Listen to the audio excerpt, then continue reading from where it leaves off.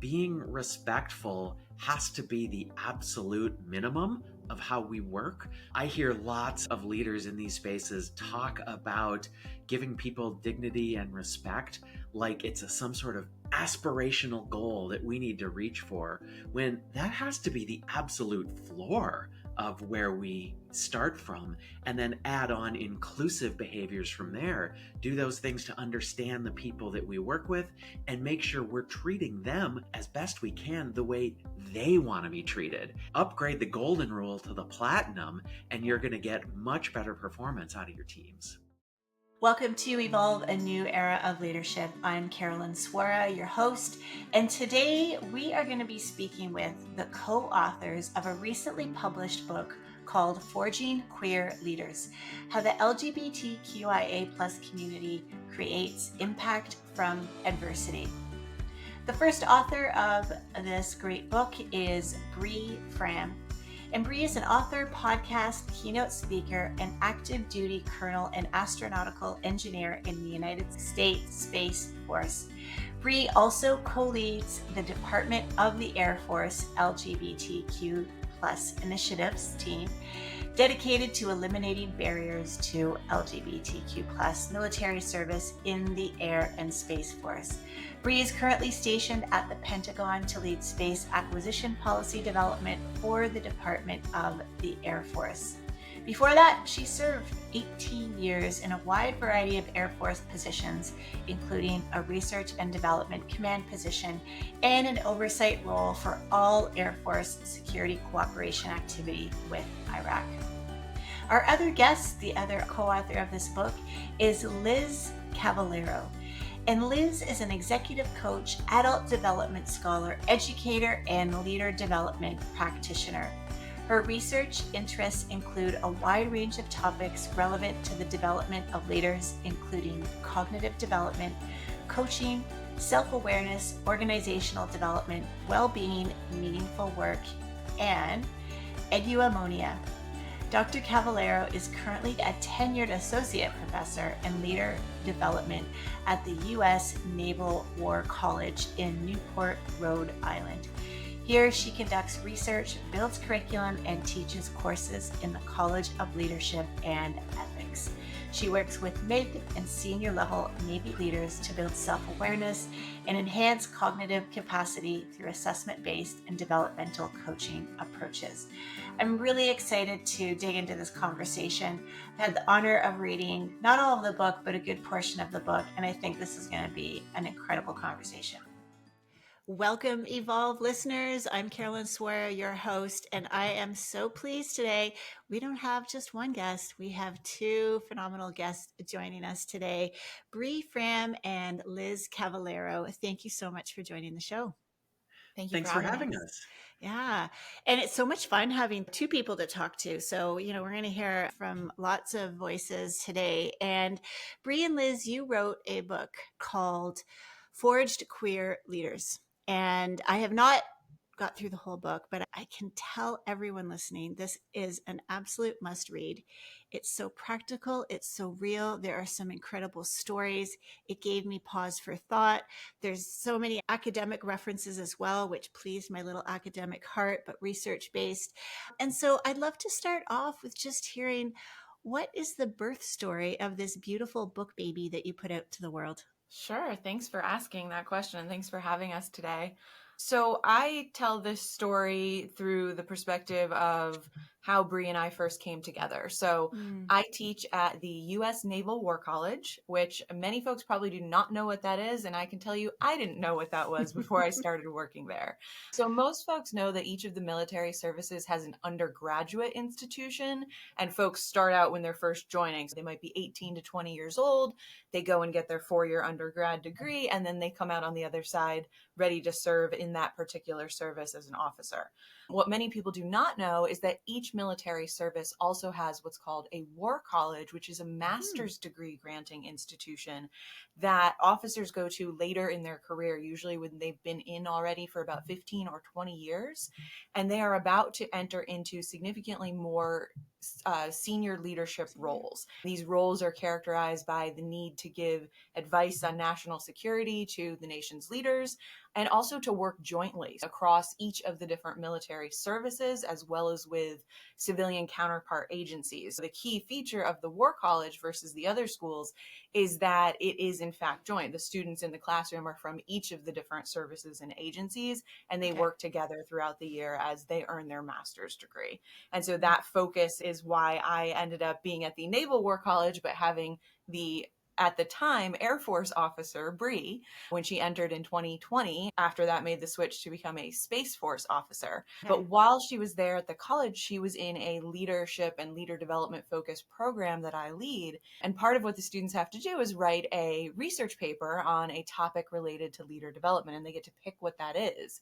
So when Bree was brainstorming her topic, she sent an email with the ideas to propose it to myself and the other program faculty. And they also need to have a paper advisor to work with them. I wrote back to her email and said, if you want the person with the best subject matter expertise on this topic, it's probably not me. If you want the person who's going to be the best guide at writing a really high quality, scholarly, rigorous research paper, that's definitely not me. But if you want the person who has the most passion for this topic, that's absolutely me. So please pick me. And she did. Wow. And the great thing about that paper was that it was fascinating to have Liz join on the journey, talking about how minority experiences in the military built them into these incredible leaders, and how it was many of those discriminatory experiences that forged them into the people that they were and that mattered in the modern context. But as we wrapped that up and we looked at it, like, there's a lot more here. And I had the opportunity to ask Liz, would you like to write a book about it? And in doing so, we had the opportunity to both broaden and narrow the scope. So we broadened away from just the military to everyone, all organizations, different backgrounds, and different individuals. But we narrowed it from all minority groups to just members of the LGBTQ community, because that's kind of the area that we know in certain ways better, had the network to reach into and make sure we were capturing as many different perspectives as possible. And there's something unique about queer experiences that sits on top of other minority experiences that come with discrimination and stigmatization that are unique in this community, such as coming out and transition. And we really wanted to explore the magic that was around those topics in leadership development. I love the word that you just used there, magic. Because when I was reading it, first of all, I have to say, I said to my son, I'm like, this has to be a research paper somewhere. So the academic in me was really savoring the commitment to being research-based and evidence-based, and bringing in the stories and the real life experiences. It made so much sense, and yet I hadn't made that connection. So I want to thank you both for putting this into the world.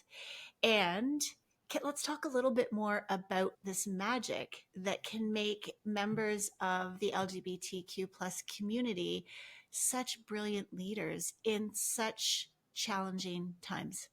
Yeah, I think what you just observed is something that I've heard a lot. And it almost feels like everyone who first gets exposed to this idea has that same reaction of, once I think about it and once I put these things together, it makes such perfect sense to me. It's almost completely obvious, but I just hadn't thought of it before.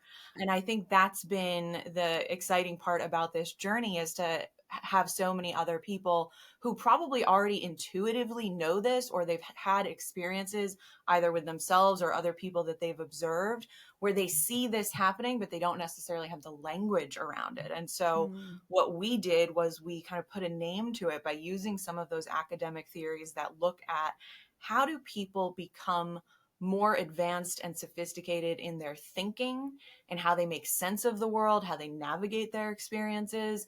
What is it that happens for adults as they develop and grow and become more sophisticated and mature in that thinking cognitively and also emotionally? And so we looked at what the theory in adult development told us about going through crucible experiences. What is it that happens when a person has to face something that really transforms them, where on the other side of that experience, they have been altered?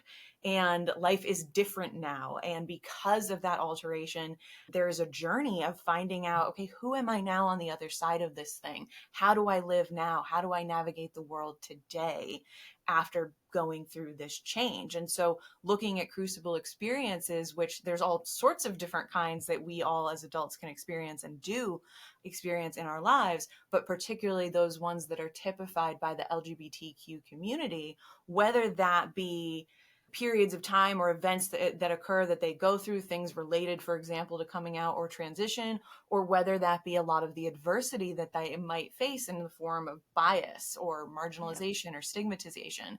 What is it that going through those periods results in terms of their own development and growth?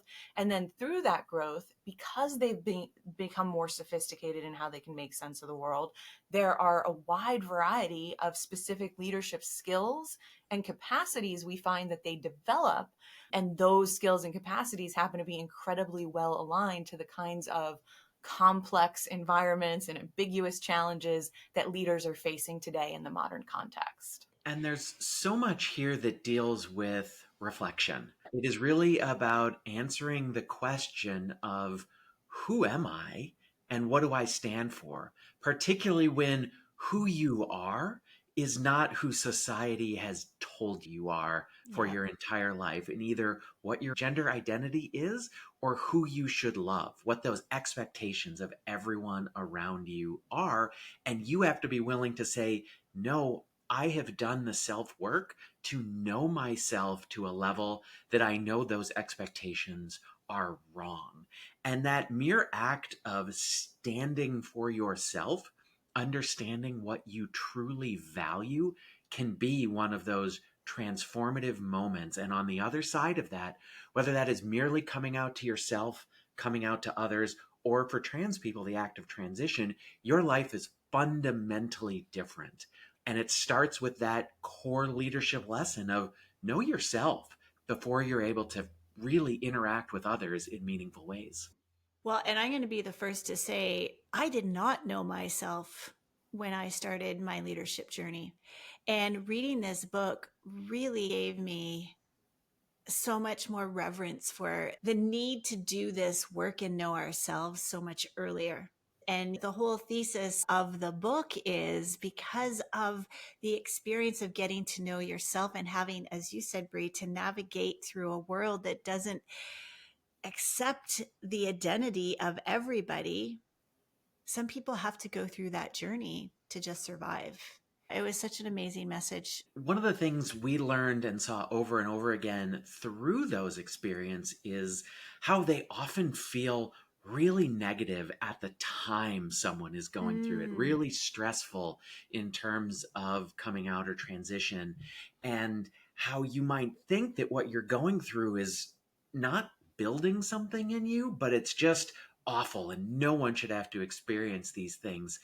But later you're able to kind of flip the coin and see what's on the other side and realize, wow, I have this skill, this capacity that I never would have built in the way that I have if I hadn't gone through that. Right. And it's not to say that other people can't build those same skills through negative moments, but there's a forcing function here for members of the queer community that you learn incredible things and are able to truly flourish afterwards when you realize, wow, that's not just a bad thing that had to scan the environment to see if I was safe here, but now I know how to scan the environment to see how I'm connecting with other people, to see how we're building those relationships that are critical to highly functioning teams. So it's amazing how many of those experiences turn into positives upon that reflection. Absolutely. And there's such a strong connection here, and you did this brilliantly in the book as well, to vertical development. And maybe, Liz, if I could invite you to just share a little bit about what vertical development is. Sure, yeah. We found that was the right theory to pair with these ideas because of this essence of transformation that we've talked a little bit about. Most of the time when we think about the development that we get, especially professionally, so if you think career development or leader development that's done in some deliberate way to prepare someone to do a job or inhabit a role, oftentimes we're thinking about the teaching of skills or the providing of tools or knowledge or information that someone's going to need to work in a given space. And that's very relevant. But in the field of adult development, we actually refer to that as horizontal development. And so horizontal development, it just means filling someone's toolkit, essentially, filling it with skills, knowledge, tools, information, and ideas. They're basically could be categorized all together as competencies, right? We're giving them the competencies they need to work in a certain environment. And that's important and it's relevant. And we all get a lot of that as we develop in our career or as we enter into learning something new. But what we also find people need is to develop in a slightly different way. And so when we use the term vertical development versus horizontal, instead of talking about that informing, we're talking about transforming. So instead of filling the cup with competencies, we're expanding the size of the cup. And then that larger cup gives the person greater capacity for what they do with all of those tools and skills, how they utilize them, how they organize them, the way in which they can see multiple different options or possibilities for how to apply those tools to different kinds of scenarios. As the environment we're leading in becomes more complex and nuanced, we are then able to have a broader scope and perspective on what it is that we're facing and how we might go about addressing it with whatever tools are in that toolkit. So vertical development is really about that expansion. And it not only gives us more options for what we do, it also allows us to be more resilient. Because the other thing about that toolkit constantly getting filled with new stuff, that cup starts to churn. Like we've got so much in there and we're just trying to manage it all and grapple with it and then face these really complex challenges. We get some churn experience and it gets kind of messy in there. And so having this expansion also allows us to be more resilient, handle stress better, and then figure out how to do more with the tools that we have. And so we based the book around that theory because we saw a way in which having to face these incredibly challenging experiences, oftentimes in a very negative way early on, in a way that was about not just getting through something, but even surviving something. Sometimes we're even talking about physical harm or danger that folks are having to deal with or grapple with. And so the nature of that is inherently expansive. And so we found that some of the growth of specific skills and capacities that these leaders talked about aligned really well with not just the horizontal development of gaining a new skill, but also the vertical development of expanding the capacity for what you do with them and how you wield these tools. And vertical development is not related to age, correct? That's correct. It's not a given. That's kind of the most important thing about vertical development. On the one hand, as we age, we can generally expect that as we face more experiences in life and learn more things and go through different phases, we're going to become more mature. And presumably, as we become more mature and we've seen more and done more, it should make our thinking a little bit more sophisticated. But it's not a given. All adults don't inherently develop and grow at that same pace. And we don't necessarily experience that expansion just because we're experiencing the other piece of it, the horizontal gaining of tools and skills and knowledge.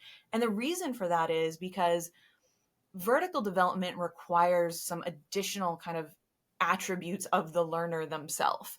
We need to have a growth mindset where we actually believe that we can expand, that we actually believe that what we were born with isn't all we're going to get, and there's a possibility to continue to develop and grow. There's a need for humility, which is huge. Having the intellectual humility to say, whatever I am at right now in my life, whatever the things that I know and the tools that I have, they may be good, they may be great, they may have helped me navigate my life, but it's not necessarily everything I ever could know or be. And so being open to that idea of more and having the humility to acknowledge that growth could and should occur, these attributes in particular were ones we also found that seemed to really characterize a lot of the LGBTQ leaders that we spoke with. And for that reason as well, both the nature of the kind of experiences that they face that might be the catalysts or the prompts to vertical development, but then also internally kind of a willingness and openness and vulnerability to be transformed and to accept that evolution as a part of their lives, because it has been a part of their lives. And therefore they may be just a bit more oriented towards it, a bit more kind of willing and able to take that on, a bit more comfortable with the discomfort and the feelings of destabilization that this kind of development requires people to go through in order to get to the other side and have become expanded. Yeah. Bree, I'm curious about your journey through vertical development. Any reflections that you want to share with us around your own journey? I have had several transformative moments in my life. And that growth mindset that Liz talked about, I think is absolutely critical to this process. And broadly speaking, is really applicable to the LGBTQ community when you're doing that work internally to say, I am not my best self unless I reach for my best self and my authentic self. And so for me, I had that moment when I was trying to figure out who I was. And as I realized later into my life that who I am is part of my identity, not something that I like to do or something that I play at, but this is who I am. And I had a moment where I was invited to a dinner, and it was a formal dinner for a number of senior officers talking about a program that I was on. And I was getting ready and I looked in the mirror as I was pulling on a sport coat and I said, this is not me. This is not the best version of myself. And from that moment on, my transition began in earnest, because it was looking at myself and saying, if I don't do anything, I am self-limiting who I can be. Right. And going through all the challenging moments thereafter and all the amazing learning experiences I had from it made me a much better leader down the road. But it was taking that first step to say, I am not my best and I can be better. And how would you describe your leadership now? It is much more open, much more connected to many people. And I have a much better ability not only to connect, but to understand and to empathize with others and really treat them as the individuals that they are. And I think that's a key component in a transformational leadership style, where if I have to treat you all the same, for some people, I might be demotivating them because I don't understand what it is that makes that person want to do more or be better. Are they looking for a monetary reward, time off, public recognition, private recognition? And to do that, you have to be willing to ask those questions. Or in some cases, you're able to observe if you're looking closely to notice these things. But in many cases, it's about building those bonds with people where not only are they comfortable in telling you, but you have put the thought into actually asking those questions. What matters to you? How do we build this team in a way that works for all of us and not constantly be trying to force those round pegs into the square holes? In many ways, my leadership did transform in that I took my blinders off to some things that I had been blind to before. I shared some of my vulnerability that allowed people around me to see me as human and as someone that they might actually want to connect with and bring their problems to. And then just the empathy that it built in understanding others' experiences, and that many people are going through challenging things that I might not know well enough to relate to everything, but there's something that I can share with them. Maybe it's my struggle or maybe my challenge that allows them to open up to me and help us solve the problem together. Thank you so much for sharing that. There were so many stories in your book. It seemed like there was no shortage of people sharing. And I'm curious if there were any stories that in particular surprised you or that you found really moving. Yeah, I have to say, just in terms of the stories and the fact that there were no shortages, as you said, it made it both incredibly difficult and incredibly easy to write this book. Because on the one hand, Bree and I had this kind of theory that we were building in our own minds of how this might play out in the LGBTQ journey and how some of these things might result in enhanced leadership capacity. And we had an idea of what some of those skills were. And we then undertook a journey of getting data. We did surveys and interviews and long form narratives, and then dug through all of that. And what we found was, on the one hand, it really came to fruition. There was no shortage of amazing stories of these really special experiences that people had developed to become amazing leaders. And so it was easy in that way that we had plenty of stuff. But then for anyone who's ever trying to write anything that has a word count or a page limit, you'll know that's where it suddenly becomes really hard. And so to be able to try to capture the essence of these experiences, to provide enough detail to paint these really nuanced, fascinating pictures of people's life stories, and make sure that we honored the words of the people who shared them with us. We felt so privileged to have had these stories told to us. And so obviously you want to honor that and get it right. So that's where it became incredibly hard to do.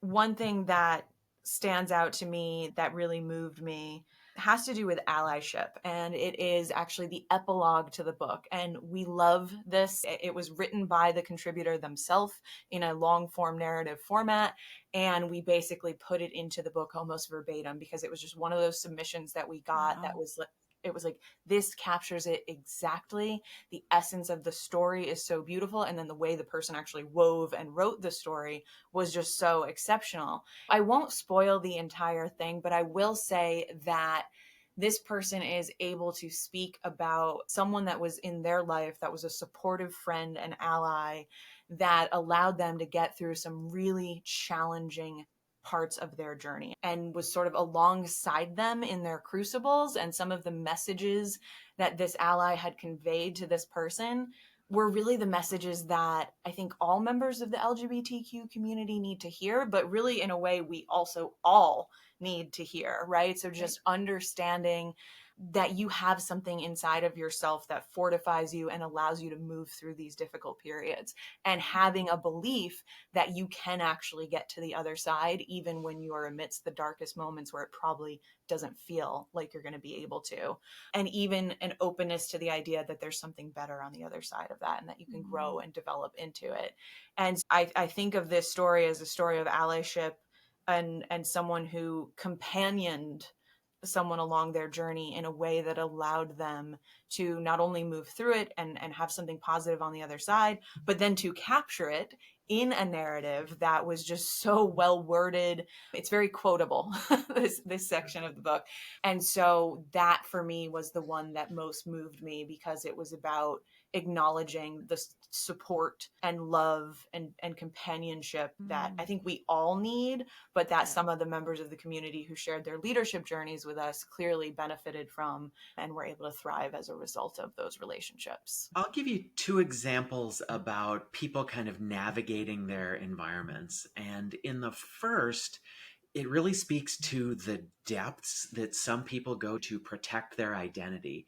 That thing that a lot of us experience when we have a different work self from who we are authentically, and the energy it takes to present this persona into the environment. And one of our contributors, Sabrina Bruce, who is in the book frequently because she's a great storyteller, talks about a point in her life where she was still in the closet about being a trans person, and she refused to pick up ever a pink or a purple pen, because just the act of holding that pen might give her away and might give people reason to think about her in a different light and question who she was. So when given that choice, she always had to look around and find the blue or the black pen to write with, because she was that in deep about protecting her identity from the people around her. One of our other contributors, Dr. Rodriguez, who has all sorts of intersectional identities, and she had to figure out, as she was working in a hospital, why this person hates her or really dislikes her for some reason. Is it because I'm a woman? Is it because I'm Puerto Rican? Is it because I'm left-handed, which some surgeons don't like? Or is it Right. because I'm gay, among other things? And to try and work through that in terms of navigating the world, and she found out it was because she was a woman. But in that case, you're trying to figure out, what is it? Why can't I have a good relationship with this person? And to work through some of those things and understand the challenges that we go through in regards to intersectional identities, or when a certain identity of ours is at the forefront, why that might matter to the relationships we're building. Wow. It's very powerful just to read the number of stories. And I want to come back to something I can't remember if you said it, Bree or Liz, but the joy that I sensed in these stories and felt from these stories, it was really heartwarming to read this type of work in that way. Because often, and I want to bridge into inclusivity, diversity, and equity in our workplaces, there seems to be a different, I'm just going to say, energy around that, right? Sometimes it can be divisive for people. And the sense from reading your book, your work, was just pure joy. So I'm curious, how does what you wanted to do with this book intersect with the concept of inclusivity, diversity, equity, and belonging in our workplaces?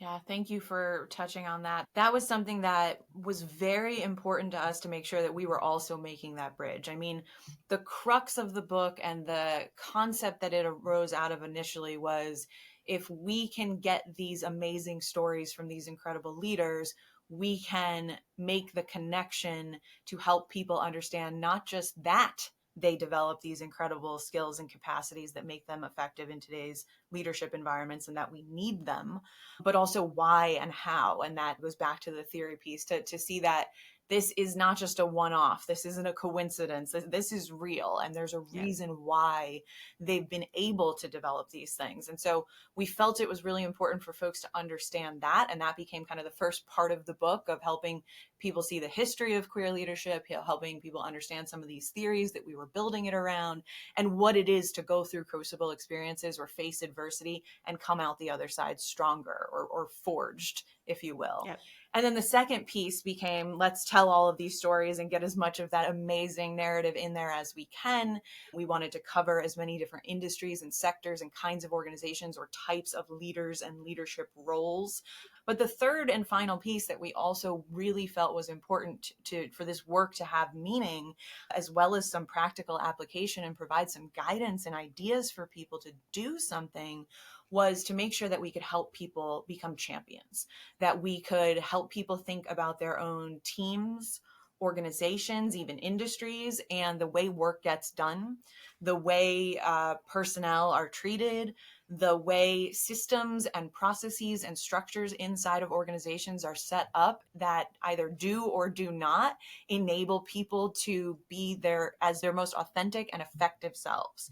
What is it about the organization that either does or does not allow me to bring my whole self to work and really flourish and thrive and give it my all? Looking at those things that might be in place in an organization that could put barriers or obstacles in front of someone from being able to do that was really important. And so we asked a lot of our contributors to share their experiences of where somewhere they worked or someone they worked with had done that well, and also experiences where they had not. We tried to capture enough of those and then turn them into practical, actionable tips and strategies that leaders or other people inside of organizations can engage in, whether that be structural and process kind of things to try to make the organization a better place, whether that be more climate and culture kinds of things to help others create the inclusivity and belonging kinds of environments that people in minority or marginalized communities need in order to flourish, or even whether that's simply on an individual level, helping people understand how they can be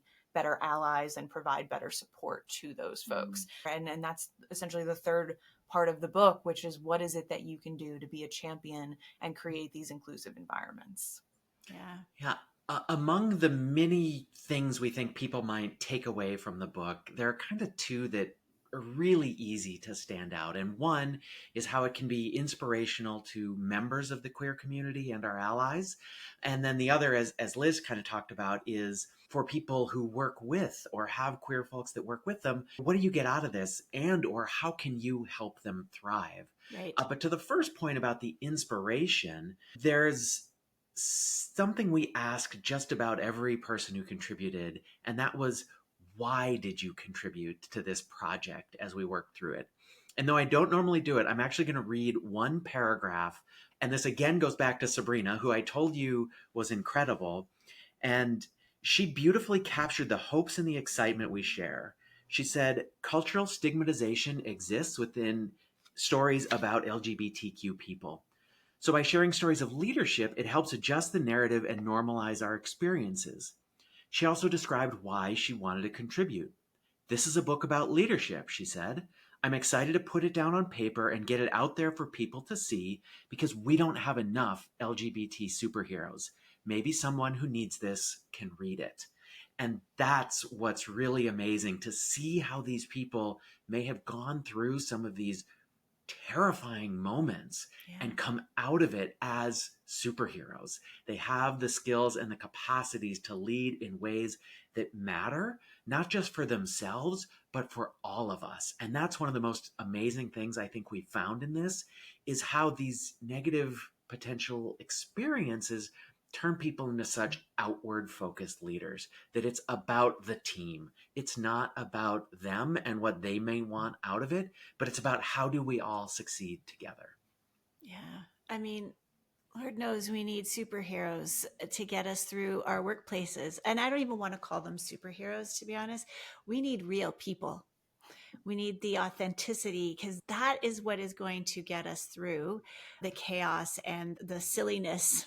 It's the only word I can really use of what's happening out there. I'm curious to hear what might be some subtle cues that you both could share with us to help allies, to help people understand that maybe their team might not be as inclusive as they think. So there's a concept I've been talking about recently that I call moments that matter. And those moments occur when something is said and you feel all of a sudden anxious or nervous about, should I correct that person? Because it's a microaggression of some point, or it's a slur. It's just something that you feel was wrong, but you're also worried of, should I speak up? Is it okay? And those are the moments for leaders or allies that truly make a difference in the culture of your team, because it is the people that are able to be comfortable with that discomfort and speak up that make a difference, that say, hey, I think that was wrong, or maybe you didn't use that term in the right way. Because when you are able to correct in that moment, there are people around you watching and listening and absorbing. And if they see someone who corrects that in the moment, they might think, oh, it is safe to be me here. I can be out and open about who I am. And you know what? I might want to stick with this organization. Or they may see no one say anything, and they may have that decision right there that this is not for me. It is time for me to go. So not only does taking advantage of that discomfort and taking advantage of that moment that matter mean something for an individual, it means something for the team. And you are going to get stronger and better performance out of it if you, as an ally or as a leader, as a champion, take advantage of that moment. And Bree, is it safe to say that like pronouns could be an example of that?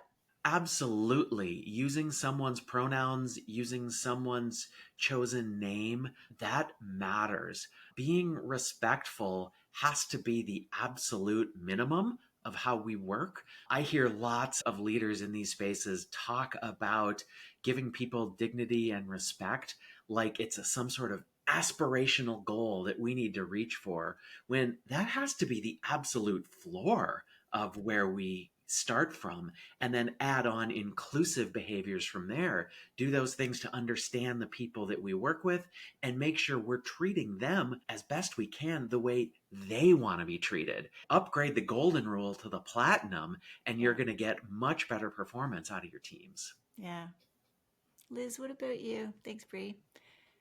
Yeah, so in addition to those sort of acute events where speaking up and sending the message that there's something that needs to be addressed, there's also just the day to day as you sit in your environment and you scan and look around in terms of whose voices and perspectives are at the table. And is there a community that is not represented? Is there someone that's going to either be involved or impacted by decisions that are getting made or processes that are underway whose voice is not being represented, either because they're not at the table at all? And is there a way to rectify that? Can we invite them to the table? Do we need to throw out the table and create a different structure to make sure that it's accessible to those voices? Have we asked those voices where their perspective may be helpful? And then in addition to that, even when folks are at the table, who's not talking and why, right? Being intellectually curious about people's internal experiences in the workplace and what it is that's going on for them that either does or does not enable them or welcome them to speak up even when they're at the table. So figuring that out and then finding a way to create that space. To get really tactical about it, there's a practice that's called a warm call. And so it's as opposed to a cold call. So a cold call would be simply, Caroline, what do you think about this? Right. And I'm expecting you to tell me the answer right now. Yep. But if it's someone who it's not easy for them to speak up in an environment, or there's some kind of obstacle that either real or perceived that makes it harder for their voice to be heard, then that's going to be really challenging. So a warm call is kind of laying it out in advance, either saying, yes, I see Bob and Steve had their hands up again, and I'm going to, ask them to share their insights. And then after that, Carolyn, I'm going to come to you, right? Or in the next meeting, I really want to make sure we get the perspectives from the marketing team because we didn't get them this time, right? Whatever it might be. Yep. But just putting that out there, kind of creating a structure of dialogue that's going to happen. And the leader, of course, can do this and should do this, right? If you're the person with the power or influence in the setting to say, here's how we're going to bring more voices into the conversation, great. But really anyone can do this. Anyone who has the privilege to be in the room can say, it occurs to me that we haven't gotten X perspective yet, or we haven't heard from this voice. And I'm wondering whether there's some insight or information they might have that we need to move through this process more effectively or make this decision in a way that is better. Yeah, helpful, both very helpful.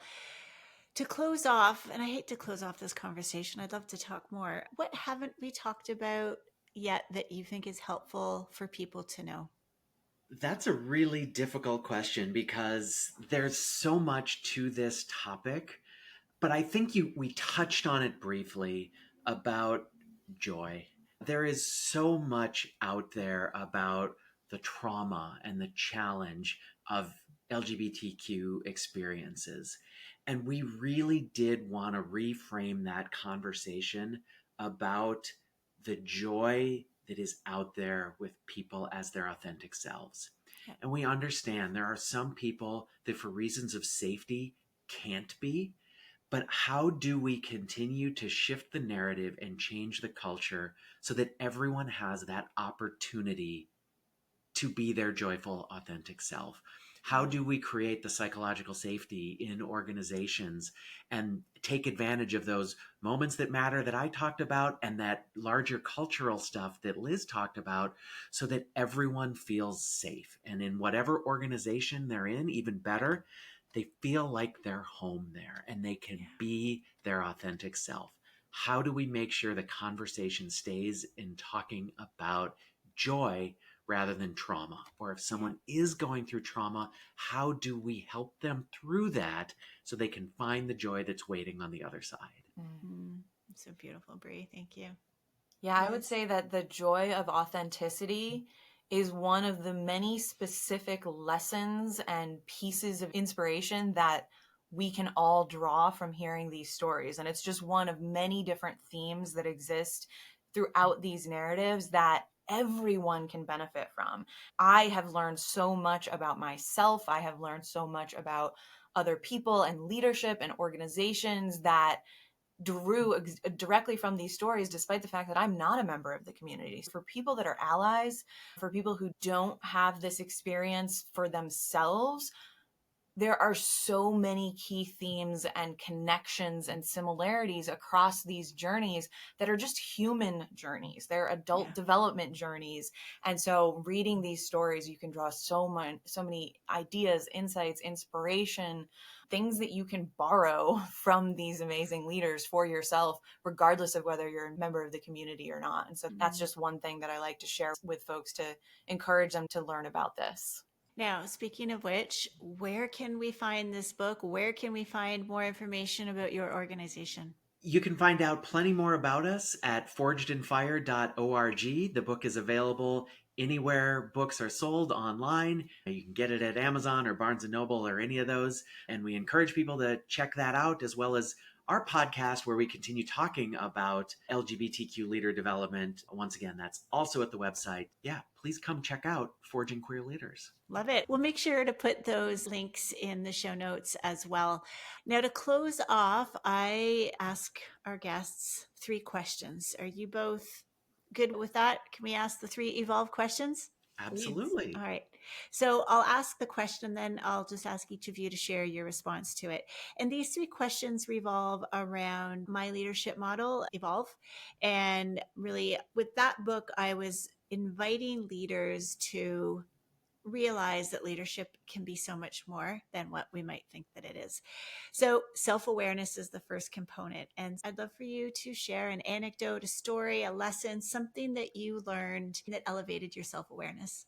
For me, elevating my self-awareness was through the act of transition and realizing how I was perceived in the world.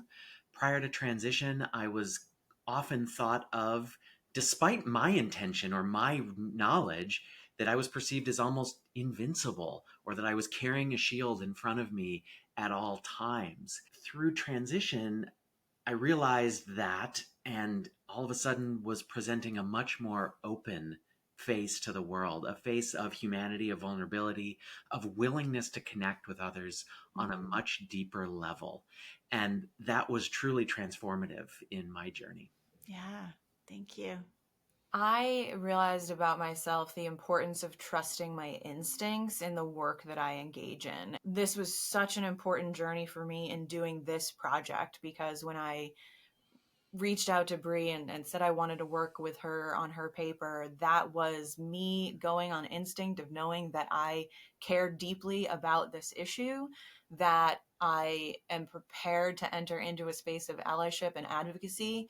And what I didn't know was that I would find such a clear connection between my professional area of expertise and the research that I had done in adult development and cognitive development with advocacy for the LGBTQ community. The awareness of just trusting my instincts and acknowledging that having the genuine, authentic care and concern for the community and wanting to genuinely help and support in some way was enough to get me started.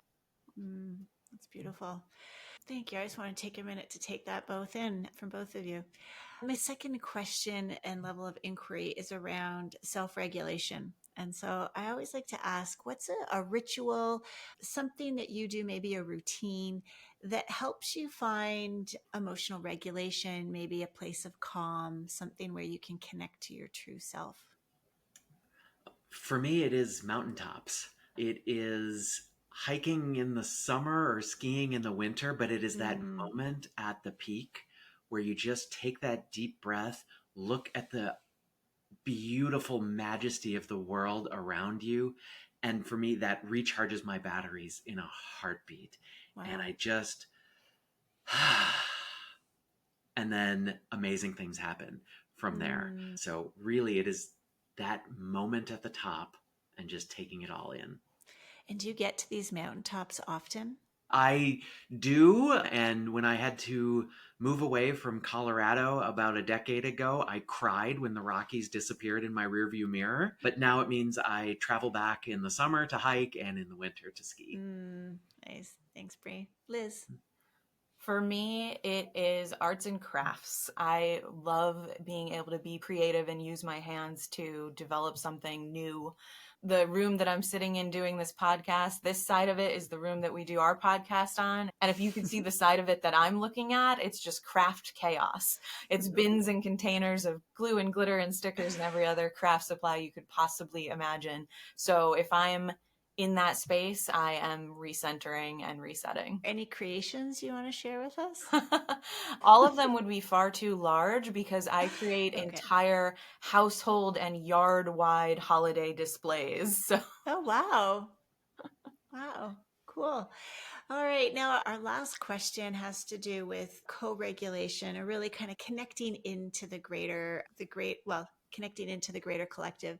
And so is there a song or a genre of music that helps you feel connected to something bigger than yourself? Wow, that's a challenging one. I am not a huge music person, but there are a couple queer songs that really kind of make a difference. Lady Gaga's Born This Way, and This Is Me from The Greatest Showman. And that one in particular, when I first saw that in the movie, I was crying. Yeah. And I was like, wow, the power of what we talk about in finding your authentic self set to music was magical. It truly was. There's a YouTube video of when they were getting the green light to get that movie produced.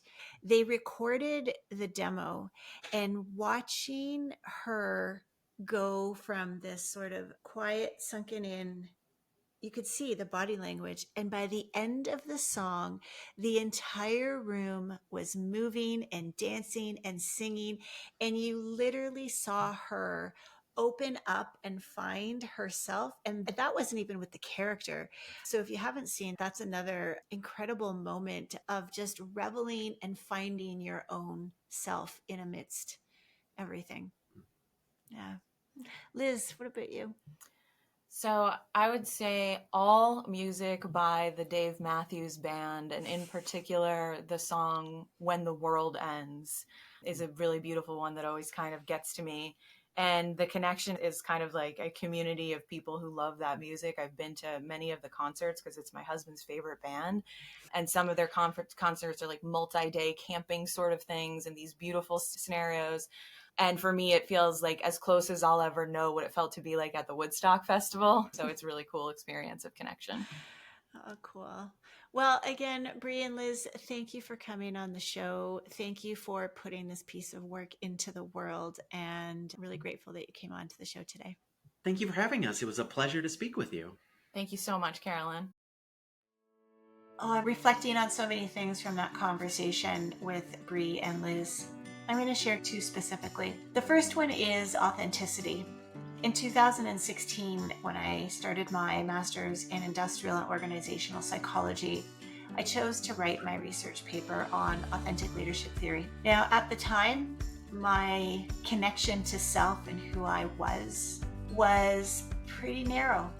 And if I were to go back and read that paper now, I'm sure that my connection to self would be very much evident through how I wrote that paper.